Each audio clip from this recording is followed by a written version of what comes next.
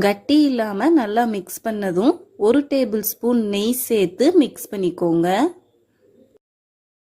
1 teaspoon ஏலக்காய் பொடி சேர்த்துக்கோங்க.